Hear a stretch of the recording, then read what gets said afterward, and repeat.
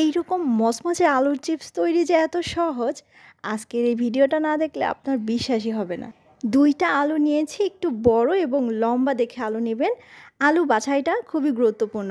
যেই আলুগুলো সেদ্ধ হতে অনেকটা সময় লাগে, সেই আলু দিয়েই কিন্তু সবচেয়ে ভালো হবে। এই যে এরকম লম্বা শেপের আলুগুলো, আলুর খোসা ছাড়িয়ে তারপরে এই সাইডগুলো এইভাবে করে একটু কেটে নিচ্ছি সমান একটা শেপ আনার জন্য। একদম সমান সমান হতে হবে এমন কিন্তু না, শুধুমাত্র দেখতে একটু ভালো দেখানোর জন্যই। ২টা আলুই আমি সেমভাবে কেটে নিয়েছি। তারপরে লাগছে এইরকম একটা পিলার। এই পিলারের দাম খুবই কম, আর এটা খুব একটা ভালো কোয়ালিটিরও না, তারপরেও কিন্তু এটা দিয়েও খুবই ভালো হবে। একদম ঝটপট আপনি এই রেসিপিটা বানাতে পারবেন।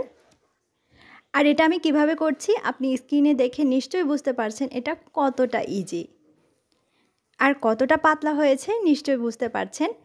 এই চিপসগুলো এত বেশি ভালো হয়েছিল আমি আপনাদের বলে বোঝাতে পারবো না।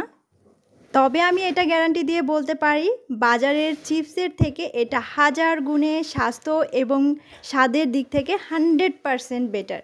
এভাবে করে কেটে নেওয়ার পরে যখন আলু এরকম ছোট বা চিকন হয়ে যাবে তখন কি করবেন, তখন এই সাইডগুলো একটু এইভাবে করে টেনে টেনে নেবেন, যেমন করে আমরা কোনো কিছু সবজি বা যে কোনো কিছুর খোসাটা ছাড়িয়ে নিই ঠিক সেইভাবে।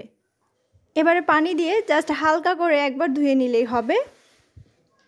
এবারে এই আলুগুলোকে সেদ্ধ করে নিতে হবে। সেদ্ধ বলতে এটাকে জাস্ট একটু ভাপ দিয়ে নেব। পর্যাপ্ত পরিমাণে পানি যখন ফুটে আসবে তখন আলুগুলোকে দিয়ে দিচ্ছি। তারপরে আলুগুলোকে রাখবো 30 সেকেন্ড থেকে সর্বোচ্চ 1 মিনিট, এর বেশি সময় কিন্তু রাখা যাবে না। সাথে সাথে পানি থেকে তুলে ঠান্ডা পানি দিয়ে ধুয়ে নিতে হবে।